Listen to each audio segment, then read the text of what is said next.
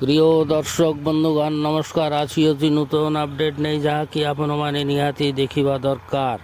ଆଗାମୀ 24 ଘଣ୍ଟା ମଧ୍ୟରେ ବିଜୁଳି ଘଡ଼ଘଡ଼ି ସହ ଝଟକା ପବନ ବହିବ। ଗୋଟେ କି ଦୁଇଟି ସ୍ଥାନରେ ଜିଲ୍ଲା ଗୁଡ଼ିକ ହେଲା ଗଜପତି, କେନ୍ଦ୍ରାପଡ଼ା ଏବଂ ଦିନ ସାରା ପାଗ ଶୁଖିଲା ରହିବ ଓ ମେଘୁଆ ପାଗ ରହିବ। ଆଜି ଭୋର ସକାଳ ସମୟରେ ସାମାନ୍ୟ ଶୀତ ଓ ସାମାନ୍ୟ କୁହୁଡ଼ି ଦେଖାଯାଇଥିଲା।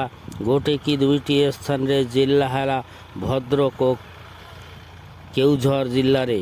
ଆଜି ଦିନର ତାପମାତ୍ରା ରେକର୍ଡ ହୋଇଛି ସର୍ବାଧିକ 36.6 ଡିଗ୍ରୀ ପାରଲାଖେମୁଣ୍ଡି ଜିଲ୍ଲାଠାରେ ଦିନର ତାପମାତ୍ରା ଥିଲା ଏବଂ ସର୍ବନିମ୍ନ ତାପମାତ୍ରା ରେକର୍ଡ ହୋଇଛି ନବରଙ୍ଗପୁର ଜିଲ୍ଲାରେ 15.5 ଡିଗ୍ରୀ। ଭୋର ସକାଳ ସମୟରେ ସାମାନ୍ୟ ଶୀତ ଅନୁଭବ ହୋଇଥିଲା ଏବଂ 25 ତାରିଖ ବୁଧବାର ଦିନ କେମିତି ଯିବ ଏବଂ କେଉଁ କେଉଁ ଜିଲ୍ଲାରେ ଝଡ଼ ବର୍ଷା କୁଆପଥର ବର୍ଷା ହେବ, ଏହିସବୁ ଜିଲ୍ଲା ଆଖପାଖ ପାଖରେ ଝଡ଼ ବର୍ଷା ହେବ କି ନାହିଁ ତାହା ଜାଣିବା। ଆଞ୍ଚଳିକ ପାଣିପାଗ ବିଭାଗ IMD ବିଭାଗରୁ କ'ଣ ସବୁ ମତ ରଖିଛନ୍ତି ଝଡ଼ ବର୍ଷାକୁ ନେଇ ଲେଟେଷ୍ଟ ଆପଡେଟ୍ କ'ଣ ଅଛି ଜଣାଇବି ଏହି ଭିଡ଼ିଓରେ। ଦର୍ଶକ ବନ୍ଧୁ ଅବଶ୍ୟ ଭିଡ଼ିଓଟିକୁ ସମ୍ପୂର୍ଣ୍ଣ ଦେଖିବେ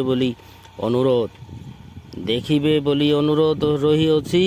କିନ୍ତୁ ଆମ ଚ୍ୟାନେଲରେ ଯଦି ଆପଣ ନୂତନ ତେବେ ଚ୍ୟାନେଲଟିକୁ ସବସ୍କ୍ରାଇବ୍ କରିବେ ଏବଂ ପାଖରେ ଥିବା ବେଲ୍ ଆଇକନ୍ଟିକୁ ବଜାଇ ଦେବେ, ଯାହାଫଳରେ ସର୍ବପ୍ରଥମେ ଭିଡ଼ିଓଟି ଆପଣଙ୍କ ପାଖରେ ପହଞ୍ଚିଯିବ। ଆପଣଙ୍କ ଜିଲ୍ଲାରେ ପାଣିପାଗ ପରିସ୍ଥିତି କେମିତି ଅଛି କମେଣ୍ଟ ବକ୍ସରେ ଜଣାଇବେ ଏବଂ ଦେଖିବା ସମ୍ପୂର୍ଣ୍ଣ ଖବରଟି। ପାଣିପାଗ ରହିବ ଏବଂ ମେଘୁଆ ପାଗ ରହିବ, ସାମାନ୍ୟ ବର୍ଷା ହେବାର ସମ୍ଭାବନା ଅଛି।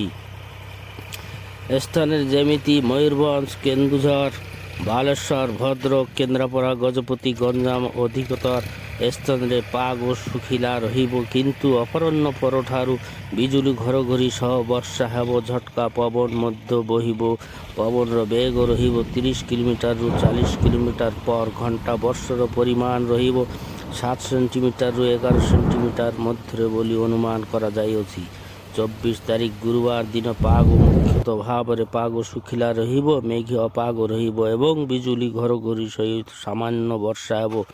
ଜିଲ୍ଲା ମାଲକାନଗିରି, କୋରାପୁଟ, ରାୟଗଡ଼ା, କଳାହାଣ୍ଡି ଓ ଗଜପତି ଜିଲ୍ଲାଠାରେ। ଦର୍ଶକ ବନ୍ଧୁ ୟେଲୋ ୱାର୍ଣ୍ଣିଂ ଜାରି ହୋଇଅଛି 27 ତାରିଖ ପାଇଁ ଶୁକ୍ରବାର। କେତୋଟି ଜିଲ୍ଲାରେ ବିଜୁଳି ଘଡ଼ଘଡ଼ି ସହ ବର୍ଷା ହେବ, ଝଟକା ପବନ ମଧ୍ୟ ବହିବ 40ରୁ 50 କିଲୋମିଟର ପର ଘଣ୍ଟା ବେଗରେ। ଜିଲ୍ଲାଗୁଡ଼ିକ ହେଲା ଗଜପତି, ଗଞ୍ଜାମ, ରାୟଗଡ଼ା, କନ୍ଧମାଳ, ବଲାଙ୍ଗୀର, ବରଗଡ଼, ଝାରସୁଗୁଡ଼ା, ସୁନ୍ଦରଗଡ଼, କେନ୍ଦୁଝର, ମୟୂରଭଞ୍ଜ, ବାଲେଶ୍ୱର, ଭଦ୍ରକ, କେନ୍ଦ୍ରାପଡ଼ା, ଜଗତସିଂହପୁର ଓ ଯାଜପୁର ଜିଲ୍ଲାରେ। ଏହା ଥିଲା ଆଜିର ମୁଖ୍ୟ ପାଣିପାଗ ଖବର। ଦର୍ଶକ ବନ୍ଧୁଗଣ ଯଦି ଭିଡ଼ିଓଟି ଭଲ ଲାଗେ ତେବେ ଲାଇକ୍ କରିବେ ଏବଂ ଆପଣଙ୍କ ସାଙ୍ଗସାଥିମାନଙ୍କ ସହିତ ଭିଡ଼ିଓଟିକୁ ସେୟାର କରିବେ ବୋଲି ଅନୁରୋଧ। ଦର୍ଶକ ବନ୍ଧୁ ଏମିତିକା ଲେଟେଷ୍ଟ ଆପଡେଟ୍ ଜାଣିବା ପାଇଁ ଆମ ଚ୍ୟାନେଲକୁ ସବସ୍କ୍ରାଇବ୍ କରିବେ, ବେଲ୍ ଆଇକନ୍ଟିକୁ ବଜାଇବେ, ଯାହାଫଳରେ ସର୍ବପ୍ରଥମେ ଆପଣଙ୍କ ପାଖରେ ଭିଡ଼ିଓଟି ପହଞ୍ଚିଯିବ।